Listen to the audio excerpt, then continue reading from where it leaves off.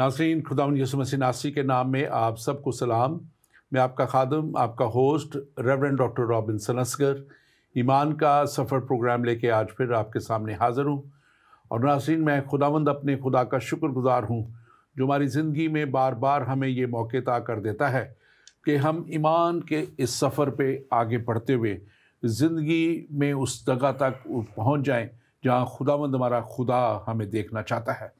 और नाज़रीन, आप जानते हैं कि ईमान के इस सफ़र में जब हम आगे बढ़ते चले जाते हैं तो हमें खुदा की वो कुर्बत नज़र आती है और खुदा की वो हजूरी नज़र आती है जो यकीनन वो हमारी ज़िंदगियों में हमें अता करना चाहता है और कर देता है जब हम उसके साथ साथ चलते हैं। नाज़रीन, हमारा ईमान का सफ़र ये प्रोग्राम आपको उन सच्चाइयों तक लेके जाने के लिए है जो सच्चाइयाँ यकीनन हमें खुदा की उस तालीम तक ले जाएं जो उसने हमारे लिए मुख्तलिफ़ ज़राए से, मुख्तलिफ़ तरीक़ों से उसने हम तक वो तालीम पहुँचा दी। और यकीनन खुदा का कलाम वो सच्चा कलाम है जो उसने मुख्तलिफ़ तरीक़ों से भेज दिया।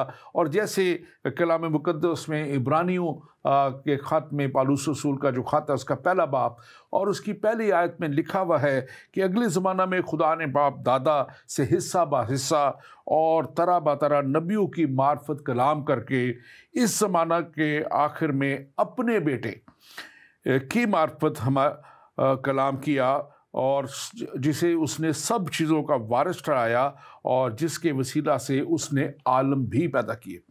तो हम यहाँ पे ख़ास तौर पे आज ये बात आप तक लेके आना चाहते हैं कि जब हम ये सीरीज़ ख्वाब और रोया आपके लिए लेके आए हैं तो हमने आपको बताया कि कैसे खुदा मुख्तलिफ़ तरीक़ों से इंसान के साथ हम कलाम होता रहा, नबियों के वसीला से वो कलाम करता रहा, वो पैगंबरों के वसीला से कलाम करता रहा और फिर आखिर में उसने अपने बेटे के वसीला से कलाम किया। और हम ये भी देखते हैं कि खुदा ने ख्वाब और रोया के वसीला से कलाम किया, उसने शरीयत भी दी, उसने जो है तारीख़ और शायरी के वसीला से भी हम तक कलाम पहुँचाया और नबूवत के ज़रिए से भी खुदा ने हमारे लिए पैगाम भेज दिया और फिर अलामात भी और ख्वाब और रोया और बहुत सी तरीक़ों से खुदा ने ये कलाम इंसान तक पहुँचाया। और आज ख्वाब और रोया की हम इस सीरीज़ के आखिरी प्रोग्राम में आपके साथ आज यहाँ पे आए हैं और यहाँ पे हम देखते हैं कि खुदा जो है जो सबसे बड़ी रोया, जो सबसे बड़ी रोया जिसके ऊपर एक पूरी किताब लिखी गई और वो है जो रोया यूहन्ना आरिफ को यीशु मसीह का मुकाशफा दिया गया। और हमने इसके ऊपर एक बड़ी खूबसूरत और तवील जो है सीरीज़ की है आखिर ज़माना की। लेकिन ख्वाब और रोया में क्योंकि रोया ये थी, ये एक रोया दी गई, इस सीरीज़ में भी इसका ज़िक्र और इसके ताल्लुक़ से जानना नहायत ही ज़रूरी है और आप तक पहुँचाना भी नहायत ही ज़रूरी है। इसलिए हमने आज इसको मुनासिब समझा कि आप जो सीरीज़ को हम ख़त्म करते हैं और इस सीरीज़ में हम जब आप तक ये सब बातें लेके आते हैं तो इसका ज़िक्र भी हम ज़रूर करें कि कैसे खुदा ने ये सब बातें जो हैं आखिर ज़माना के ताल्लुक़ से मसीह की जो इब्तिदा में खुदा के साथ था। लिखा है कलाम मुक़द्दस में कि इब्तिदा में कलाम था और कलाम खुदा के साथ था और कलाम ही खुदा था। और ये भी लिखा है कि कलाम मुजस्सम हुआ और हमने उसका ऐसा जलाल देखा जैसे बाप के इकलौते का जलाल। और फिर हम देखते हैं कि मसीह ने इस दुनिया में आके वो सारा इंतज़ाम जो कफ़ारे का इंतज़ाम था उसको पूरा किया और फिर इस दुनिया से कफ़ारे का वो पूरा इंतज़ाम करके चले जाने के बाद अपने शागिर्द यूहन्ना की मार्फत उसने आखिर ज़माना में एंड टाइम में जो कुछ होगा वो भी रोया के वसीला से हम तक पहुंचा दिया। और जब हम इसको देखेंगे तो हम इसमें देखेंगे कि कैसे 8 मेन रोया जो है वो दी गई इस किताब में और उसके ताल्लुक़ से भी हम बात करेंगे। और हम बात करेंगे कि ये क्यों ये रोया देनी ज़रूरी थी और इस किताब को भी क्यों जो है बाज़ दफ़ा हमारी कलीसियाओं में भी कम पढ़ा जाता है। और आज हम यही बात करने के लिए कि दुनिया का ख़ात्मा आज का जो हमारा टॉपिक है दुनिया का खात्मा, यानी कि दुनिया के खात्मे की रोया जो यूहन्ना आरिफ को दे दी गई यीशु मसीह के वसीला से, आज हम उस पर बात करेंगे। और मेरे साथ स्टूडियो में मौजूद हैं इस पर बात करने के लिए डॉक्टर अख्तर अंजीली। आप सब जानते हैं कि डॉक्टर अख्तर अंजीली हमारे साथ पहले भी प्रोग्रामों में आते रहे और बहुत एक अच्छा मुशाहिदा कलाम मुक़द्दस का रखते हैं। मेडिकल प्रोफेशन से होते हुए खुदा की खिदमत के काम को बड़ी खूबसूरती के साथ ये अंजाम देते हैं। Doctor Anjali, welcome to the show. आपको हम वेलकम करते हैं। Thank you. आप ज़रूर अपने ताल्लुक़ से और इस ताल्लुक़ से ज़रूर प्रोग्राम के ताल्लुक़ से बताइएगा कैसे आप इसको देखते हैं और समझते हैं। थैंक यू वेरी मच पादरी साहब आपके खूबसूरत तारुफ़ के लिए। सबसे पहली बात तो ये है कि मैं अपने तारुफ़ में सिर्फ़ एक छोटी सी बात कहना चाहता हूँ, और वो ये है कि मैं बाइबल मुक़द्दस का एक अदना सा तालिब इल्म हूँ। ये मुक़द्दस सहाइफ़ हैं, sacred scriptures, and I am a student of the sacred scriptures, और कई सालों से इनका मुताला कर रहा हूँ। और मुझे बड़ी खुशी होती है जब भी पादरी साहब आप या इस तरह के दीगर खुदा के खादम आलम मुझे अपने प्रोग्राम में बुलाते हैं, और जो चीज़ें मैंने खुदावंद के फ़ज़ल से इस किताब से सीखी हैं और वो मेरा मुशाहिदा जब मैं लोगों तक पहुंचाता हूं तो मुझे अच्छा लगता है। आज के इस प्रोग्राम के हवाले से मैं ये कहना चाहता हूं कि पाकिस्तान में कम से कम जो उर्दू स्पीकिंग पंजाबी स्पीकिंग लोग हैं उनमें एक बड़ी गलत फहमी पाई जाती है, और वो ये है कि वो अक्सर कहते हैं कि मुकाशफा की किताब को पढ़ना नहीं चाहिए। क्यों? इसलिए इसमें जिन चीज़ों का ज़िक्र है वो उनको बहुत गलत समझ लेते हैं, जैसे हैवान का ज़िक्र है, कस्बी का ज़िक्र है, प्यालों का ज़िक्र है, आफ़तों का ज़िक्र है, घोड़ों का ज़िक्र है। अब वो सोचते हैं कि ये सारी चीज़ें जो है इनका ताल्लुक़ खुदा न खास्ता बदी की कुव्वतों से है, या इनका ताल्लुक़ जो है वो ऐसी कुव्वतों से है जिनका हमारे साथ कोई, और इसलिए वो कहते हैं मुकाशफा नहीं पढ़ना चाहिए, मुकाशफा पढ़ोगे तो डर आएगा रात को।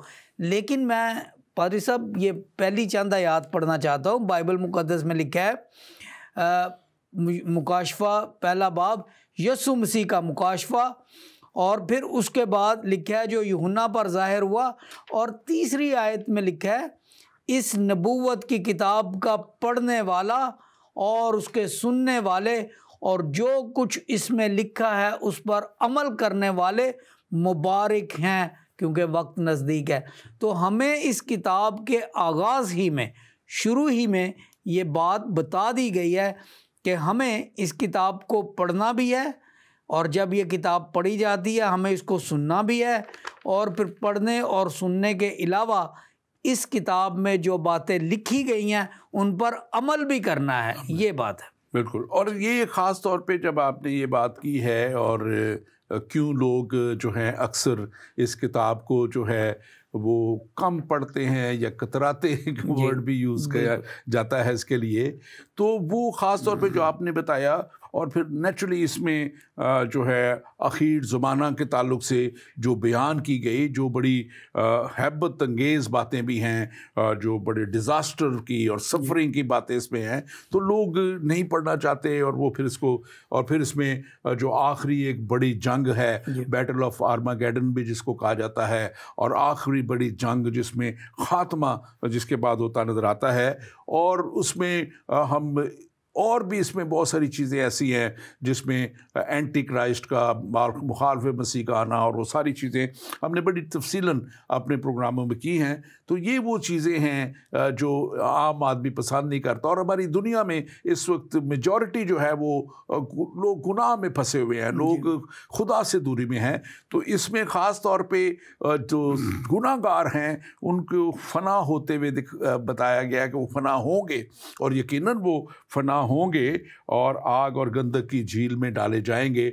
और अभी से ये सारी बातें इंसान सुनना नहीं चाहता, वो इग्नोर करना चाहता है, ताकि वो अपनी ज़िंदगी में उस तौर पे ही चलता चला जाए, उस डगर पे ही चलता चला जाए।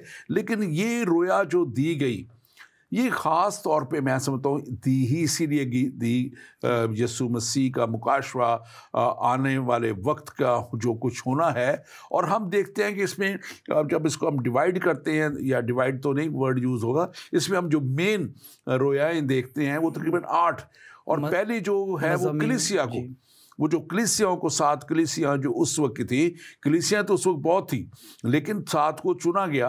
आप इसके ताल्लुक से मुख्तसर बयान कीजिएगा, ये 7 कलीसियाओं को जो रोया दी गई, इसमें क्या ख़ास बात क्यों दी गई और कैसे जो है ये इंसान के लिए मुफीद हैं और इंसान को उन्हें देखना चाहिए। जी पादरी साहब, आपकी बात को मैं थोड़ा सा आगे बढ़ाता हुआ ये कहूँगा कि लोग इसको इसलिए डरते हैं क्योंकि बाज़ बाइबल मुक़द्दस की बातें हैं, उनको समझने के लिए हमें रूहानी तौर पर अपने आप को तैयार करना चाहिए ताकि पाक रूह हमें इन बातों को समझने में मदद दे।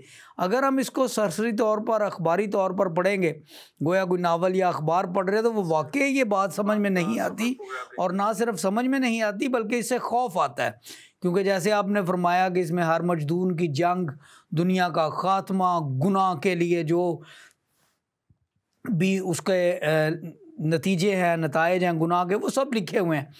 आपका सवाल अब के ये जो 7 कलीसियाओं का ज़िक्र है, इसमें सबसे पहली बात तो यह है कि यूहन्ना आरिफ का मुकाशफा, जो कि दरअसल खुदावंद यीशु मसीह का मुकाशफा है जो यूहन्ना आरिफ को दिया गया, उसके पहले, दूसरे, तीसरे बाब में हम देखते हैं कि वहाँ पर 7 कलीसियाओं के लिए पैगाम लिखे गए हैं, और ये वो कलीसियाएँ हैं जो आसिया में थी। आसिया, एशिया, यानी एशिया कोचक, एशिया माइनर जिसे कहते हैं। तो ये 7 की 7 कलीसिया उस वक़्त वहाँ पर मौजूद थीं। ये जगहों के नाम है इफसस, स्मरना, पुरगमन, थवातीरा, सिरदीस, फिलदेल्फिया और उसके बाद लोदिकिया। इन 7 कलीसियों का वजूद वहाँ पर था, और अगर कोई शख्स इन 7 कलीसियाओं को मिलना चाहे तो अगर एक इफसस से शुरू करके घोड़े पे सफ़र करे तो वो एक पूरा सर्किट बनता है। इन 7 कलीसियाओं में वो खसूसियात पाई जाती थीं जो कलीसियाओं में हमेशा से हैं। लिहाजा जब इन कलीसियाओं को पैगाम लिखे गए तो हम देखते हैं कि वो पैगामात दरअसल इतने मुफस्सल और इतने मानी खेज़ हैं कि आज की कलीसियाएँ भी उन्हीं मसाइल में फंसी हुई हैं और उन्हीं पैगामात की वो मुतमन्नी हैं। यानी कि अगर आज भी खुदा हमें ख़त लिखे, खुदावंद यीशु मसीह की तरफ से ख़त भेजे जाएं, तो जो बातें उनको समझाई गई थी उन कलीसियाओं में, जो प्रॉब्लम्स थे, वो आजकल की कलीसियाओं में भी थी। तो ये 7 कलीसियाएँ एक तो जोग्राफियाई तौर पर एशिया कोचक में मौजूद थीं, और वो जगहें आज भी मौजूद हैं, बेशक उनमें से कुछ खंडरात बन गई हैं, लेकिन उसके साथ साथ ये पैगाम जो हैं ये वक्त के साथ कलीसियाओं पर भी सादर आते रहे हैं। बिल्कुल, और ये ख़ास तौर पे हम देखते हैं कि ये इसलिए भी ये दे दिया गया सारा सिलसिला ताकि कलीसियाओं के वसीला से डॉक्टर साहब, मैं इसको जब देखता हूँ कि खुदा ने एक कलीसिया की जिम्मेदारी लगाई थी। यीशु मसीह ने खुद भी कहा था कि जाओ सब कौमों में जाके अंजील की बुनियादी करो, और ये जब यीशु मसीह ने दिया पैगाम तो इसमें भी यूहन्ना आरिफ को कहा गया कि इसको तू कलीसियाओं को भेज दे ताकि कलीसियाओं के वसीला से जो है ये दुनिया तक ये पहुंच सके। उनको एक जिम्मेदारी दी गई, ये पैगाम आगे पहुंचाओ। और आगे हम देखते हैं कि जब हम देखते हैं तो इसमें हम देखते हैं कि दूसरी रोया जो दी गई है वो 7 मोहरों की रोया है, और जिसमें हम खुदा के कलाम की, खुदा के मौफ़ी का और खुदा के सल्वेशन का एक काम जो है उसको हम होते हुए देखते हैं। ये मोहरों के वसीला से आप जो है जब जो है 7 नरसिंगे जो हैं, ये जब मोरे 7 नरसिंगे इसके बाद आते हैं, जब ये मोरें खुलती हैं तो हर मोर खुलने के साथ साथ कुछ ना कुछ आफतें जो आती हैं, और इन आफतों के साथ साथ खुदा वार्निंग्स दे रहा है। खुदा बार बार वार्निंग दे रहा है उन्हें कि भाई दुनिया को वार्निंग मिलती है कि ये अपनी वो रविशों को दुरुस्त कर लें और खुदा के साथ चले लगे। और फिर साथ नरसिंगे जो जब हैं, आप इसको थोड़ा सा बयान कीजिएगा कि इसमें क्या पैगाम है, शॉर्टली बुक्स आप बयान कीजिएगा। जी देखें, 7 मोहरें खुलती हैं जब, और उसके बाद जो 7 नरसिंगे आते हैं, तो नरसिंगा जब फूंका जाता है तो इसका मतलब होता है किसी चीज़ को खोल कर बयान करना, वाज़े तौर पर बयान करना और बबांगे दखल बयान करना, यानी कि सारी दुनिया सुन ले। लिहाजा ये 7 नरसिंगों का जो पैगाम है, इसमें ये 7 पैगाम है जो खुदा की तरफ से लोगों को दिए जाते हैं। और जैसे पहला नरसिंगा है, उसमें लिखा है कि और जब पहले ने नरसिंगा फूंका तो खून मिले हुए ओले और आग पैदा हुई और ज़मीन पर डाल दी गई, और तहाई ज़मीन जल गई और तहाई दरख्त जल गया और तमाम हरी घास जल गई। फिर इस तरह से दूसरे फरिश्ते ने नरसिंगा फूंका, तीसरे फरिश्ते ने नरसिंगा फूंका, और हर बार जब ये नरसिंगे फूंके जा रहे हैं तो हम देखते हैं कि ज़मीन पर आफतें आ रही हैं, आफात आ रही हैं। टेक्निकली डॉक्टर साहब ये जो है इसमें एक तरह की ये तंबीह है जी, तंबीह है, वार्निंग्स हैं, ये खबरदार करना है दुनिया को कि ये अपने वो रास्तों को छोड़ें, अपने रास्तों को दुरुस्त करें। और जब वो अपने रास्तों को दुरुस्त करेंगे तो यकीनन खुदा का रहम और फजल पर होगा। और हम इसको देखते हैं, आगे भी जाके मज़ीद देखें, लेकिन इससे पहले कि मैं आगे जाऊँ मज़ीद, मैं ज़रूर आपसे जो हमारे इस वक्त नाज़रीन हैं उनसे कहूँगा कि हमारा जो इस वक्त ईमान का सफ़र पेज है, आप उस पर ज़रूर जाएं, उसको लाइक कीजिए। हमारा यूट्यूब पेज ईमान का सफ़र है, उसको लाइक कीजिए। ज़िंदगी टीवी पे आप इस पे वेबसाइट पे इस वक्त हमारा प्रोग्राम जो है वो लाइव जा रहा है, ज़िंदगी टीवी पे लाइव जा रहा है। कुछ आज हमें टेक्निकल इश्यूज़ हैं इस वक्त फेसबुक के ऊपर और मोबाइल ज़िंदगी टीवी के मोबाइल ऐप पे आप इसको देख सकते हैं। आप ज़रूर उस पर आप देखिए। आज कुछ टेक्निकल प्रॉब्लम हुई है जिस प्रोग्राम के स्टार्ट होते ही, इसलिए हम फेसबुक पे और अपने पेज पे इसको भी लाइव शायद आप तक नहीं पहुंच रहा, लेकिन आप ज़रूर इसको ज़िंदगी टीवी पे आप जा सकते हैं, ज़िंदगी टीवी के ऐप पे जा सकते हैं और इसको आप देख सकते हैं। और हमारा नंबर आपके सामने आ रहा होगा, +1 585 542 5900। इस पे आप हमें सवाल भी कर सकते हैं, इस पे आप हमें कॉल भी कर सकते हैं। और स्काइप आईडी हमारी जो है कॉल करने की वो ज़िंदगी टीवी है, आप डायरेक्ट उस पर कॉल कर सकते हैं। और आप अगर कॉल करेंगे तो हम आपको ज़रूर आपके सवाल का जवाब देंगे। डॉक्टर साहब, जब हम ये सारी बातें देखते हैं और ये जो ख़ास तौर पे विज़न जो है जो दिया गया है यूहन्ना आरिफ को, मैं समझता हूँ ये बहुत ही अहम, बहुत से विजन्स और बहुत से ख्वाब और बहुत से रोया हमने ज़िक्र किए हैं जो मुख्तलिफ वाक़यात दुनिया में होते हुए या होने वाले थे, लेकिन ये एक ऐसा अहम वाक़या है जो बहुत बड़ा, और मैं समझता हूँ कि एक ऐसा वाक़या कि दुनिया का ख़ात्मा आज जैसे इसको है उसकी रोया है ये, कि कैसे वो दुनिया जो खुदा ने बनाई, इंसान के लिए बनाई, और अब उसका ख़ात्मा होने को जा रहा होगा एंड में, और उस वक्त क्या होगा।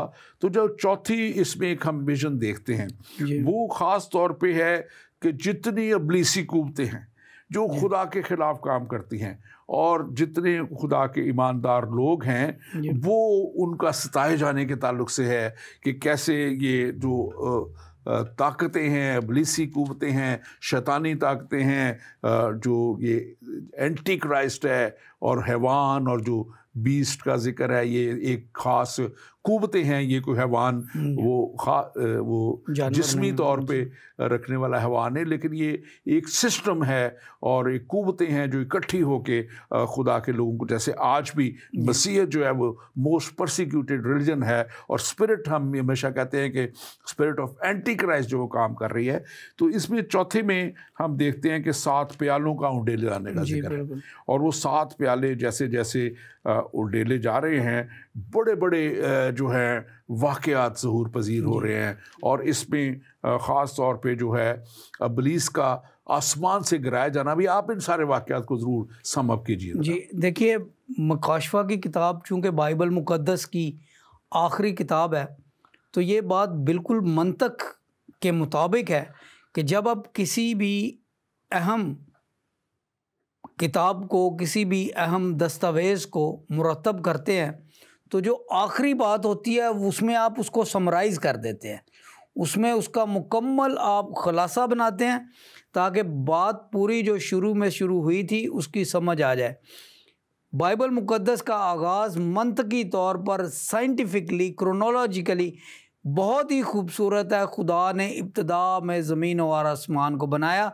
ज़मीन और आसमान की इब्तिदा से लेकर जो कुछ हुआ इस ज़मीन के साथ वो सब कुछ लिखा गया। मुकाशफा की किताब में पहुँचते पहुँचते अब हम दुनिया की आखिरी मनाजिल की तरफ आ रहे हैं और इन किताबों में, इस किताब में अभी हमें बताया गया है जैसे आफ़तों के बारे में, तो जब ये दुनिया ख़त्म होगी तो खुदा का गज़ब, खुदा का तैश, खुदा ने जो कुछ भी देखा है वो सब कुछ उसको ख़त्म करने की कोशिश करेगा। जी बिल्कुल बिल्कुल। और इसमें ख़ास तौर पे जो अज़ाब आ रहा है और जो बहुत से नासूर हैं उनका ज़िक्र है कि हैवान की छाप लेने वालों का, जो अबलीस के साथ चलने वाले लोग हैं उनके ऊपर जो है पे नासूर, जो बहुत ही तकलीफ़ दे नासूर हैं, वो जो हैं वो उनके बदनों में आएंगे जो ना ख़त्म होने वाले होंगे और वो उनमें पड़े रहेंगे। और फिर लिखा है कि तमाम समुंदर का खून हो जाना, ये जो प्याले उड़ेले जा रहे हैं तमाम समुंदर का खून हो जाने का जिक्र है। फिर लिखा है कि तमाम जो आबी वसाइल हैं, जो चश्मे हैं, दरिया है, उनका जो है लिखा हुआ है कि वो खून हो जाएंगे, यानी कि कुछ पीने के लिए पानी रहेगा ही नहीं, खून खुदा पिलाएगा उस वक्त के लोगों को जो बचे होंगे। और फिर लिखा है कि हैवान की बादशाही पर मुकम्मल अंधेरा, आप इसको देखें तो ये रोया में उसको बताया गया है। इसलिए इब्लीस जो है वो किसी तौर पे चाहता ही नहीं लोग इसको पढ़ें। वो इसका एक एंगल जो ख़ास एक मैं देखता हूँ कि वो इब्लीस कहता है लोगों को इस तरफ देखे ही ना ताकि उनकी आंखें ना खुल जाएं। और जो है ये वहाँ पे वो भी जिक्र है कि आसमान पर ये आप जो आफत के प्यालों में कि मन मन भर के ओले जो उस वक्त बच के होंगे, उस वक्त ज़मीन पे सिर्फ जो गैर ईमानदार हैं, क्योंकि ईमानदारों को तो खुदा उठा लेगा। वो उस वक्त की जो ईमानदार है उनको एक सेफ जगह पे लेके जाने की भी बात है कि उनको एक वो जो पेट्रा जगह है जिसका जिक्र है वहाँ पे ले जाने का, और खुदा उनको छुपाएगा। और दूसरे जो हैं मेन कलीसिया जो ईमानदारों की, पहले से रैप्चर जिसको आसमान पर उठा लिया जाना है। तो ये सारी चीज़ें जो हैं इब्लीस नहीं चाहता, शैतान नहीं चाहता कि आप इस पे ज़रूर तबसरा कीजिए। तो पादरी साहब एक बात छोटी सी जिसका मैं बहुत अहम है लेकिन जिसका मैं जिक्र करना चाहता हूँ, अभी आपने फरमाया कि हैवान की छाप, बाज़ लोग इसको बड़ा गलत समझते हैं कि वो कोई चीज़ ऐसी है जो माथे पर होगी, जो हाथ पर होगी। हालांकि बाइबल मुक़द्दस के पढ़ने से हमें ये बात की समझ आती है कि लिखा है कि जिसने और जिन लोगों ने हैवान की छाप अपने माथे पर ली और जिन लोगों ने हैवान की छाप अपने हाथ पर ली। अब ये हाथ पर छाप लेने का मतलब ये नहीं है कि ये कोई बाकायदा टैटू टाइप कोई चीज़ होगी या कोई ऐसी चीज़ होगी जो छप जाएगी, लोग देख सकेंगे। नहीं, हाथ पे छाप होने का मतलब ये है कि उनके काम ऐसे होंगे, उनके हाथ ऐसे काम करेंगे जो कि इब्लीस के काम है, खुदावंद के काम नहीं होंगे। माथे पर छाप होने का मतलब ये है कि उनकी सोच, फ्रंटल लोब जो है, this is the lobe of thinking, यहाँ पे रीजनिंग होती है, इंसान की जो भी सोचने की कुव्वत है, इंटेलेक्चुअल पावर्स है, वो फ्रंटल लोब में है। जब हम कहते हैं कि उनके माथे पर छाप होगी हैवान की, तो इसका मतलब यह है कि उनकी सोच हमेशा खुदा के ख़िलाफ़ एंटी क्राइस्ट टाइप सोच होगी। वो खुदा के लोगों को, खुदावंद यीशु मसीह के पैरोकारों को हमेशा तंग करने की कोशिश करेंगे, उसके गिरजों को, उसकी किताब को वगैरह वगैरह। तो ये जो बातें हैं यहाँ पर, हैवान की परस्तश करना, हैवान के पीछे चलना, हैवान की छाप अपने माथे पर लेना, हैवान की छाप अपने हाथों पर लेना, इसका मतलब ये है कि इन लोगों की सोच और इनके काम जो है वो मुखालफे मसीह जैसे काम होंगे। और यही वजह है कि जब मुखालफे मसीह की कुव्वतें जो हैं, हमानी कुव्वतें जो हैं बाइबल में जिनका जिक्र किया गया है, जब वो अपने उत्तम दर्जे तक पहुंच जाएंगी तो खुदावंद का गज़ब फिर इन चीज़ों के मुआफिक होगा। आपने बड़ी खूबसूरत बात फरमाई अभी कि एक वजह यह है कि लोग इस किताब को नहीं पढ़ते, हालांकि हमें बता दिया गया है कि इस किताब का पढ़ने वाला, सुनने वाला और इस पे अमल करने वाला मुबारक है। ये मुकाशवा 1 बाब की 3री आयत में है। मुकाशवा 22 बाब की 7वीं आयत में फिर हमें ये बात बताई गई है, मुबारक है वो जो इस किताब की नबूवत की बातों पर अमल करता है। मुकाशवा 22 बाब की 7वीं आयत में भी ये लिखा हुआ है। लेकिन लोग इससे डरते हैं, इस किताब को पढ़ना नहीं चाहते और शैतान चाहता नहीं कि वो लोग इसको पढ़े। लिहाजा इसकी गलत जो तस्वीर है कि इसमें पढ़ने से वो, मैंने पाकिस्तान में ये भी सुना था कि अगर आप मुकाशवा की किताब पढ़ेंगे तो रात आपको अजीब व गरीब ख्वाब आएंगे, बुरे ख्वाब आएंगे। हालांकि ऐसी कोई बात नहीं है, ये खुदा की बातें हैं, ये इस्तारे हैं, ये तशबीहात हैं, तमसीलें हैं, जिनकी वजह से खुदा ने अपने बंदे की मार्फत, यूहन्ना रसूल की मार्फत हमें ये चीज़ें बताई कि आखिरी ज़माने में क्या होगा। रही बात इस किताब की बरकतों की, अगर हम कलीसियाओं के बारे में पढ़ें तो यहाँ पे लिखा है, 7 बार लिखा है कि जो गालिब आएगा उसको क्या क्या बरकतें मिलेंगी। लिहाजा ये उन लोगों के लिए जो मुखालिफ मसीह हैं, जो बदी की कुव्वतों के साथ अपने आप को शुमार करते हैं, ये उनके लिए आफतें हैं, ये उनके लिए अज़ियतें हैं, ये उनके लिए हर तरह की मुश्किल घड़ी है। लेकिन खुदावंद के लोगों के लिए लिखा है कि जो गालिब आएगा वो उनको अपने साथ तख्त पर बिठाएगा, कौमों का वो इंसाफ करेंगे, वो उनका नाम किताब हयात में डाल दिया जाएगा। तो ये सारी चीज़ें जो हैं ये दोनों कैंप्स के लिए मौजूद हैं। इससे पहले कि हम आगे बढ़े, मैं अपने नाज़रीन से कहूँगा कि हमारे ईमान का सफ़र पेज के ऊपर हमने एक लिंक, नया लिंक शेयर किया है। आप उसको क्लिक कीजिए और आपको ज़रूर जो है आप ये हमारे प्रोग्राम को देख सकेंगे। आपको इसको शेयर भी कीजिए। इसी तरह जो फेसबुक पेज है मेरा जो है, उसके ऊपर भी हमने इसको लिंक वो डाला है, नया लिंक है जो हमने अभी जो क्विकली इस्टेब्लिश किया, आप उसके ज़रिए देख सकते हैं। वरना आप ज़िंदगी टीवी के ऐप को डाउनलोड करके और या ज़िंदगी टीवी के ऊपर जाकर zindigitv.net या zindigitv.com पे आप जाके ये प्रोग्राम आज आप देख सकते हैं। और मैं ख़ास तौर पे आपको कहूँगा कि आप ज़रूर अपना कोई भी सवाल जो है हमें भेजें। हमारा एक सवाल हमें फैसलाबाद से हमारे भाई हैं, उन्होंने लिखा है कि यहाँ पे कि मैं फैसलाबाद से आपका प्रोग्राम देख रहा हूँ। आप मसीही लोग हमेशा इस्लाम की तालीमात का तनकीद का निशाना बनाते हैं और ख़ास तौर पर हमारा ईमान जो जन्नत के बारे में है, ईमान है, आप लोग उसको तनकीद करते हैं। लेकिन जिस अंजील की आप बात कर रहे हैं उसमें जो आप लोगों का मुकाशवे की किताब है, इसमें भी ऐसी बातें लिखी हुई हैं जिसे आप लोगों के हाँ भी जन्नत का जो तसव्वुर है वो हमारे जैसा ही है। मुकाशवा में कहीं ये लिखा है कि और वहाँ 12 दरवाज़े 12 मोतियों के थे और हर दरवाज़ा एक मोती का था और शहर की सड़क शफाफ शीशा की मानत खालिस सोने की थी। फ़र्क इतना है कि हमारी जन्नत की हूरों के बाल सोने के हैं और आपकी लोगों की सड़क सोने की है। नतीजा ये निकला कि मसीही भी जिस जन्नत की बात करते हैं वहाँ पे मादी चीज़ें होंगी। मेरे भाई आपका सवाल बहुत अच्छा है, इसलिए कि तालीमी तौर पे बहुत से लोगों को इसको समझने की मज़ीद जो है वो जो है उनको बातें पहुंचेंगी। और मैं इसमें कुछ ऐड करूंगा और कुछ मैं अपने साथी जो हैं डॉक्टर जीली उनसे भी कहूंगा कि वो भी बताएं। आपने कहा कि हमारा तसव्वुर और आपका तसव्वुर जो है वो मिलता है। यकीनन लफ्ज़ जन्नत की हद तक तो मिलता है, जन्नत जो आप कहते हैं उससे नहीं मिलता, क्योंकि जो यहाँ पे आपने बात की कि ये मोतियों का जिक्र किया और सोने की सड़कों का जिक्र किया, तो ये मादी चीज़ें आपने कहीं। यकीनन जो भी चीज़ बनती है किसी मादा से बनती है। जो खिला है सिर्फ वो खिला उसको कहा जाता है, लेकिन जब किसी चीज़ को वजूद दिया जाता है तो उसमें मादा की ज़रूरत पड़ती है।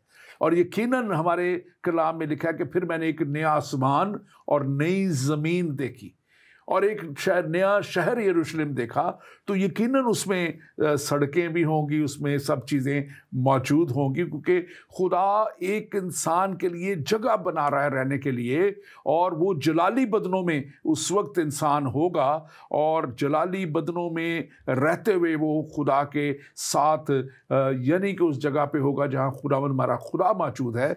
आपने कहा कि फ़र्क सिर्फ इतना है कि हमारे यहाँ वहाँ हूरों के बाल सोने के हैं। यकीनन देखें जो खुदा का ये कलाम हमें बड़े वाज़े तौर पे बताता है। इसी मुकाशवा की किताब को आप पढ़ लीजिए, यहाँ पे लिखा हुआ है। और अगर आप अंजील मुक़द्दस में देखें तो मत्ती की अंजील उसका 5वां बाब जो है, उसमें जहाँ मुबारकबादियाँ हैं या जहाँ पहाड़ी वाज जिसको भी लोग कहते हैं, वहाँ पे लिखा है कि पाक लोग ही उसे देखेंगे। तो हमारा जो तसव्वुर है वो पाक जगह का तसव्वुर है। हमारे जो मसीहत में जन्नत का तसव्वुर है वो किसी भी तौर पे उस तरह की चीज़ों का नहीं जिक्र है, क्योंकि हमारे बदन उस वक्त वहाँ पे रूहानी बदन में जलाली बदनों में तब्दील हो जाएंगे, दुनियावी जिस्म नहीं होंगे, दुनियावी आजकल के जिस्म की मानद जिस्म नहीं होंगे। और जो है, और ख़ास तौर पे आप ये देखिए कि जो बात असल फ़र्क है वो ये है कि जो फिज़िकल काम है, जो जिस्मानी काम है, जो ख़ास तौर पे ऐशो इशरत के काम हैं, जो ये हूरों से आपके तो बहुत बड़ी बड़ी ऐसी बातें लिखी हैं कि मैं तो वो बयान भी नहीं यहाँ कर सकता कि कैसी कैसी ताकत दी जाएगी। और वहाँ पे लिखा हुआ है आपके जो कॉन्सेप्ट है कि कितनी ताकत एक मर्द को दी जाएगी और कितनी वो हूरों के साथ वो जो है एक दिन में मुबाशरत करेगा एक एक शख्स, तो वो तो सारा वक्त उसका उसी में गुजर जाएगा। हमारा कलाम ये कहता है कि हम वहाँ खुदा की इबादत करेंगे, हम वहाँ खुदा के साथ फरिश्तों की मानद होंगे, और फरिश्तों में किसी तरह भी कोई भी इस तरह के काम नहीं होते। और मैं मज़ीद भी बहुत कह सकता हूँ, लेकिन मैं डॉक्टर अंजीली आपको इसके ताल्लुक़ से मौका दूंगा, आप मज़ीद इसमें ऐड करना चाहें। जी, thank you very much sir, आपने बड़ी खूबसूरत तशरीह की है। खुदावंद यीशु मसीह के पास कुछ लोग आए और उन्होंने उनसे सवाल किया कि वो सदूकी थे। सदूकी वो फ़िरका था जो इस बात में यकीन नहीं रखता था कि क़यामत होगी, वो मुनकरे क़यामत थे सदूकी। सैड्यूसीज़ और बाइबल मुक़द्दस में उनका बहुत ज़िक्र मिलता है, अनाजील में भी मिलता है, पुराने अहदनामे में भी। अच्छा, उन्होंने खुदावंद यीशु मसीह को ट्रैप करने के लिए ये कहा कि एक शख्स था वो मर गया और उसकी बीवी थी, फिर उसके भाई ने शादी कर ली मूसवी शरीयत के मुताबिक, फिर वो मर गया। 7 भाई थे, उन 7 ने उनसे शादी की। अब जब क़यामत होगी तो वो किसकी बीवी होगी? बाइबल मुक़द्दस में ये लिखा हुआ है। तो खुदावंद यीशु मसीह ने उनको एक बड़ा खूबसूरत जवाब दिया। उन्होंने खुदावंद यीशु मसीह ने कहा, देखें बात ये है, ये बीवियाँ, ये शादियाँ, ये यहाँ की बातें हैं, वहाँ पर खुदा की बादशाही में जन्नत में शादी नहीं होगी, हम सब फरिश्तों की मानद होंगे। अब जब वहाँ पे शादी नहीं होगी तो इसलिए वहाँ पे बाइबल मुक़द्दस के मुताबिक हूरों का जिक्र भी नहीं है, क्योंकि हम किसी मज़हब पर तनकीद नहीं करते, लेकिन हम अपने मज़हब की बात जो है, जो हमारी किताब में है, हम उसका जिक्र करते हैं। हम हूरों के सफ़ेद या सुनहरी या रुपैली बालों का जिक्र क्यों करें जब हमारे कलाम में हूरें नहीं हैं? हमारे कलाम में मुकाशवा में भी और बाकी जगह पे भी जहाँ जन्नत की बात आई है वहाँ पे लिखा है वहाँ पे रास्तबाजी होगी और रास्तबाजी की फरावानी होगी और हम खुदा की इबादत करेंगे और हमारी खुशी इसी बात में होगी कि हम अपने आका के साथ, अपने खालिक के साथ मौजूद हैं। लिहाजा ये कहना कि चूँकि यहाँ पे सोने की सड़कों का जिक्र है, वहाँ पर मादी बिल्कुल मादा होंगी। खुदा, God is creator of the material universe, why not. लेकिन ये कहना कि उसमें मादा से बनी हुई हूरें होंगी, मटीरियलिस्टिक चीज़ होगी वहाँ पे, तो हम उस पर तनकीद नहीं कर रहे, लेकिन वो हमारे कलाम का हिस्सा नहीं है। और जो बात बाइबल मुक़द्दस में नहीं है, if it is not part of our sacred scripture, we can not believe it and still be Christians.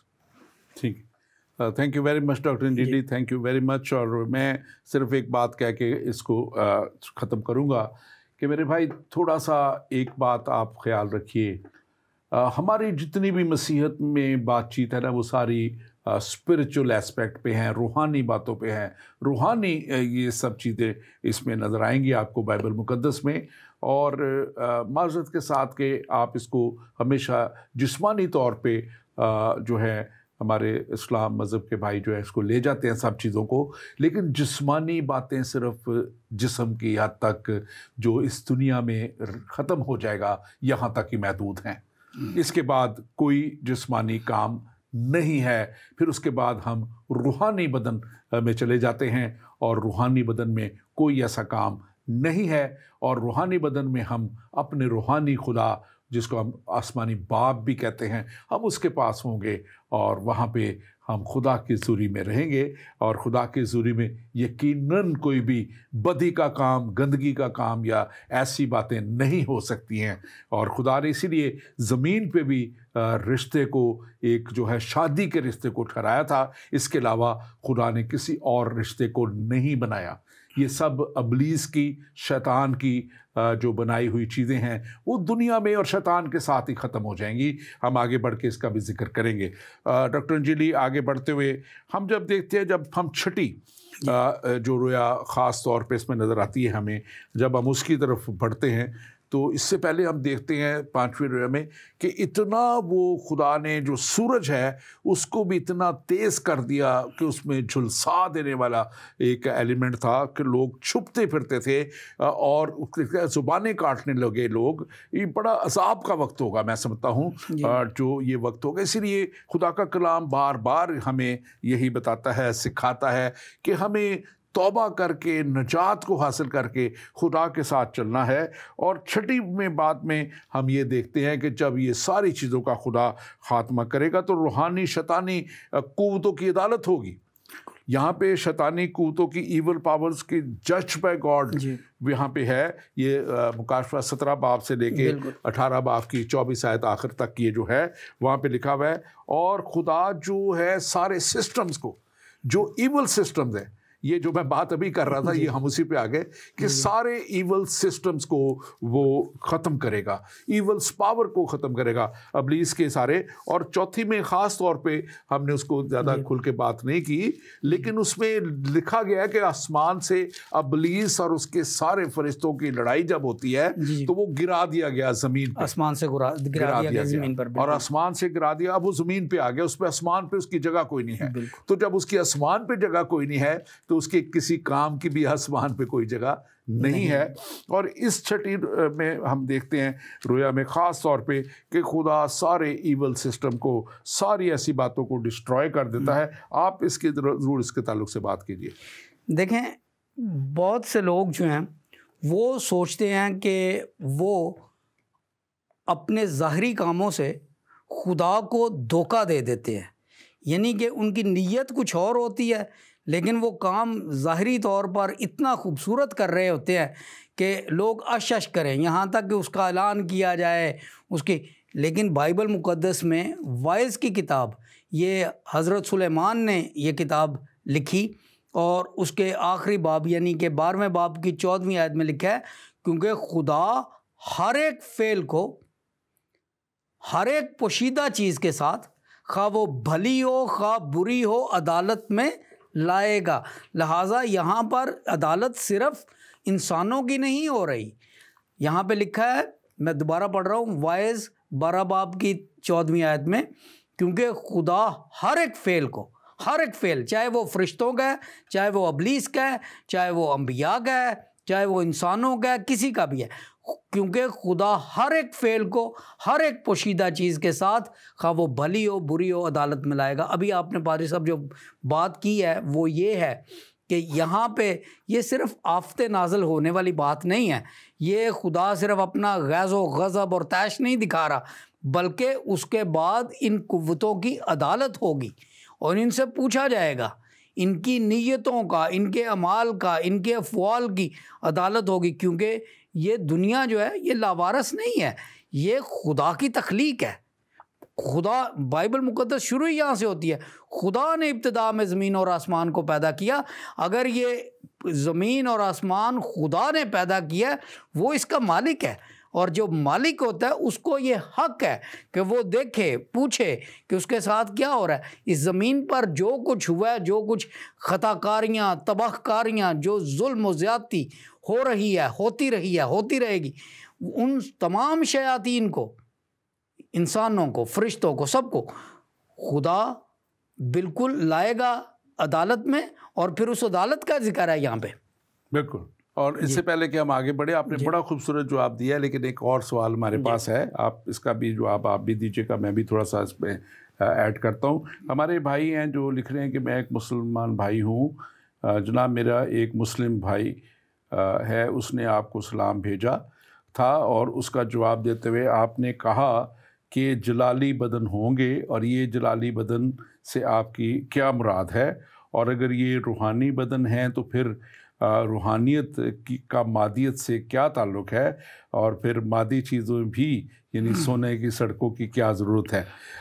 मेरे भाई आपको मैं एक बात बताऊं, जो जिस्म यहाँ जब ख़त्म हो जाता है तो कलाम मुक़द्दस जो मसीहत हमें बताती है, जो खुदा का कलाम हमें बताता है कि इंसान का बदन दफना दिया जाता है, और फिर लिखा हुआ है कि यीशु मसीह पे जो ईमानदार लोग हैं, जो ईमान रखते हैं, जिन्होंने उसको कबूल किया, जिन्होंने उसके बड़े कफ़ारे को जो उसने सलीब पे दिया और उसको कबूल करके उन्होंने अपनी गुनाह की ज़िंदगी को तर्क किया, और फिर उन्होंने अपने अमाल किताब मुक़द्दस इंजील के मुताबिक अपनी जो है ज़िंदगी को गुजारा, तो उनके लिए लिखा हुआ है कि यीशु मसीह का आना होगा।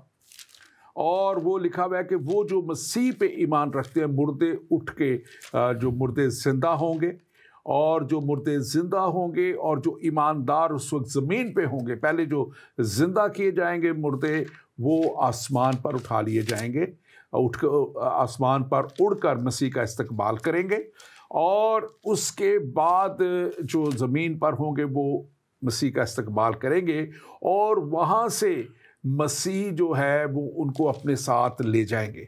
और जब वो इस ज़मीन से चले जाएंगे तो उनके बदन ज़मीनी बदन नहीं रहेंगे, जिस्मानी बदन नहीं रहेंगे, जिस्म नहीं होगा, ये जो होंगे ये एक ग्लोरीफाइड बॉडी, इसका वर्ड इंग्लिश में यूज़ हुआ है इसके लिए, जिसको हम जलाली बदन कहते हैं। और कलाम भी हमें बताता है कि मसीह एक जलाली कलीसिया को तैयार कर रहा है। जलाली मीन्स कि जिसके अंदर गुनाह ना हो, दाग ना हो, धब्बा ना हो, झुरी ना हो, कोई ऐसी बात ना हो, और जो कोशिश करता है खुदा उसकी कोशिशों को देखता है, यीशु मसीह उसकी कोशिशों को देखते हैं। ये नहीं कि हम बिल्कुल परफेक्ट हों तो फिर ही है, हम कोशिश भी अगर करेंगे, अपने उमाल को सीधा रख के खुदा के साथ चलने की कोशिश करेंगे, तो हमारी कोशिशों को देखता है, और वही कोशिश उनको आसमान पर जब मसीह लेके जाएंगे तो उनके बदन जो हैं वो रूहानी कह लें, आप इसको जलाली कह लें, मैं इन दोनों में जो है बात एक ही समझता हूँ।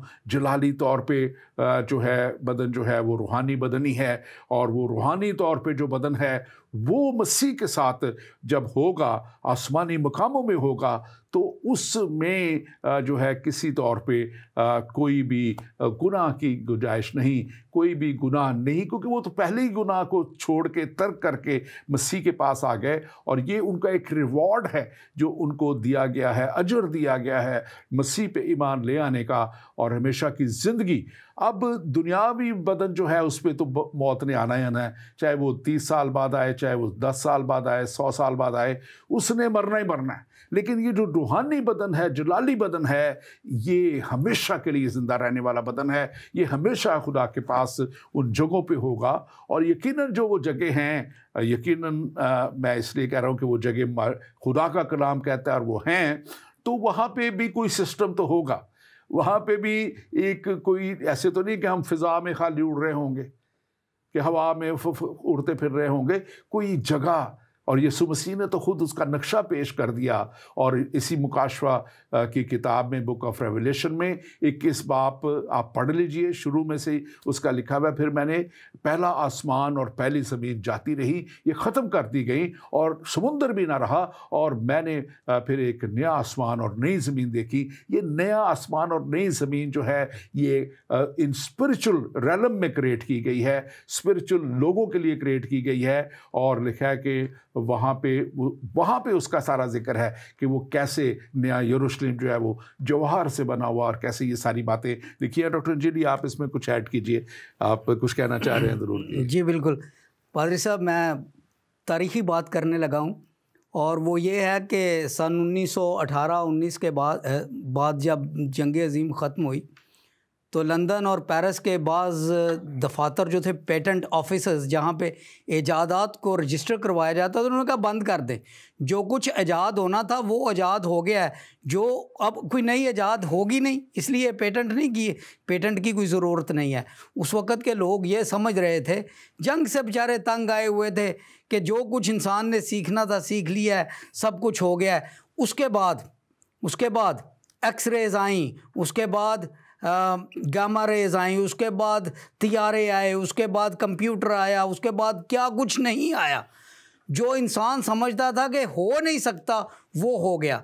बात जो मैं करने की कोशिश कर रहा हूँ वो ये है कि हमारे मोअज़्ज़ज़ साइल ने, सवाल करने वाले ने, ये तसव्वुर कर लिया है कि वो रूहानियत को भी समझते हैं, वो जिस्मानियत को भी समझते हैं, और उसके दरमियान में कुछ नहीं है। हालांकि एग्जिस्टेंस की जो तहें जहाँ तक हम अभी तक पहुँच ही नहीं सके, अब बात लंबी हो जाएगी, मेरे पास इतना वक्त नहीं है।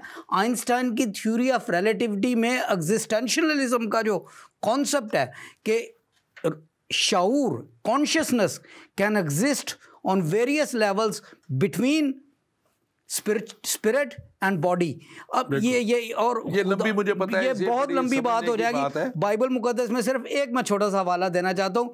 हमें बताया गया कि खुदा ने हमारे लिए वो चीज़ें तैयार की हैं जिनको ना कभी आंखों ने देखा है, ना कभी कानों ने सुना है, ना वो इंसान के जहन में आई हैं। कायनात की कुव्वतें जो हैं, हमें कौन सा बदन दिया जाएगा मैं उसको डिस्क्राइब नहीं कर सकता, लेकिन बिल्कुल वैसे ही जैसे कंप्यूटर क्या कर रहा है आज से 100 साल पहले कोई डिस्क्राइब नहीं कर सकता था। बिल्कुल बिल्कुल। तो इसकी लंबी तफसील है, लेकिन पादरी साहब हमारे पास वक्त नहीं। मसीह जब बदन में थे, खाते पीते थे, और जब बस बंद दरवाजों में से गुजर के जाते थे, सारा कुछ था। एग्जिस्टेंस की एक और लेवल है। आगे बढ़ते हुए 7वां जो इसके विजन की हिस्सा है बड़ा इम्पोर्टेंट है, और वो है खुदा की जो जजमेंट। पहले तो शैतानी कुव्वतों की जजमेंट की बात है, फिर हतमी अदालत का जिक्र 19 से लेके 21वें बाब की 4थी आयत तक है, और उसमें फिर यीशु मसीह की दूसरी आमद का जिक्र है इसमें, और फिर इसके बाद वो 1000 साला बादशाहत का जिक्र है। और वो 1000 साला बादशाहत का ये विजन दिया गया है, और जो मैं जिक्र कर रहा था कि जो ज़मीन पे फिर ईमानदार होंगे वो पहले 1000 साला बादशाहत में उनको परफेक्शन की तरफ लेके जाया जाएगा।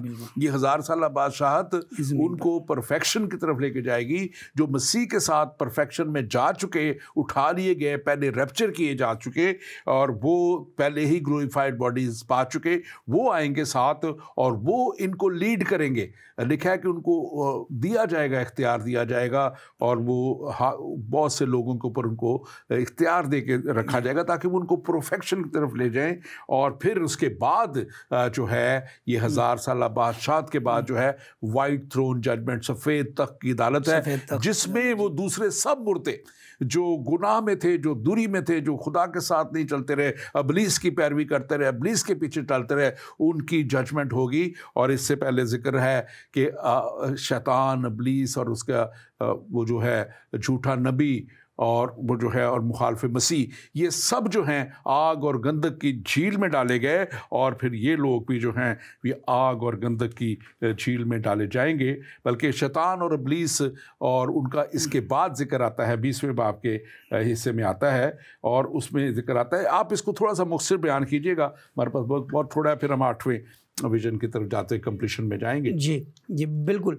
यहाँ पर बात यह है कि जब बाइबल मुक़द्दस का आगाज़, जैसे मैंने 2 बार पहले बताया है, हुआ तो खुदा ने बड़े प्यार से इस ज़मीन को तख्लीक किया और इस ज़मीन को मुक़द्दस और पाक बनाया। उसके बाद गुनाह आ गया। गुनाह के बाद फिर वो सारा जो 66 किताबें हैं बाइबल मुक़द्दस की, उनको में से हम गुज़रते हैं और आखिरकार जब हम मुकाशफा में पहुँचते हैं तो हम देखते हैं कि अब खुदा यहाँ पर इस सारे खेल को ख़त्म करके एक नई ज़मीन, नई दुनिया बनाना चाह रहा है। और यहाँ पर जैसे आपने फरमाया कि वो तमाम कुव्वतें जो बदी की कुव्वतें हैं, जो मुखालिफ मसीह कुव्वतें हैं, जो रास्तबाजी से दूर कौमों को, अहले ज़ुबान को, उम्मतों को लेके जा रही हैं, ये उनका कला कमा है। और यहाँ पर हमें यरूशलेम का जो नक्शा दिया गया है, मेरे जहन में वो बात दोबारा आ रही है जो साहब हमें कह रहे थे कि ये तो सारी मादी बातें हैं। ये मादी बातें नहीं हैं, इसलिए क्योंकि बाज़ चीज़ें मादी होती हैं लेकिन उनका फंक्शन मादी नहीं होता। ये कंप्यूटर जो है इसका फंक्शन इलेक्ट्रॉनिक है, मैकेनिकल नहीं है। मैकेनिकल फंक्शन जो है वो स्टीम इंजन का था, बात स्टीम इंजन की होगी तो मैकेनिकल फंक्शन है। ये यहाँ पे जो है ये तो बहुत सी चीज़ें ऐसी हैं जो मटेरियल ज़रूर है लेकिन उनका फंक्शन जो है, उनकी एसेंस जो है। डॉक्टर जी, क्विक क्वेश्चन एक बड़ा ज़रूरी है हमारे नाज़रीन को। ये किताब मुक़द्दस में हम बात करते हैं नाम लिखवाए जाने की, कि जिनके नाम ना पाए गए वो हमेशा की आग और गंधक की झील में डाले जाएंगे। और लिखा हुआ है 10वीं आयत में 20वें बाब की जो है, इब्लीस आग और गंधक की झील में डाला गया जहाँ वो हैवान और झूठा नबी भी होगा और वो रात दिन अब्दुल्लाबाद वहाँ अज़ाब में रहेंगे। और फिर मैंने सफ़ेद तख्त देखा और उस पर लिखा है कि उसके आगे से ज़मीन और आसमान भाग गए और जिसका नाम किताब हयात में ना मिला वो आग और गंधक की झील में डाला गया। अब ये किताब हयात में नाम कैसे लिखवाया जा सकता है और कौन लिख सकता है, ये ज़रा आप मुख्तसर बयान कीजिएगा। बहुत थोड़ा रहे पादरी साहब, ये बहुत ही लंबा सवाल है लेकिन मैं इसको जितना भी मुख्तसर इख्तिसार से कर सकता हूँ करूँगा। सबसे पहली बात यह है, किताब हयात वो किताब है या वो इंफॉर्मेशन का, नामों का मजमू है जो खुदावंद यीशु मसीह ने उन लोगों के लिखे हैं जिन्होंने उसको अपना नजात दहिंदा कबूल किया है।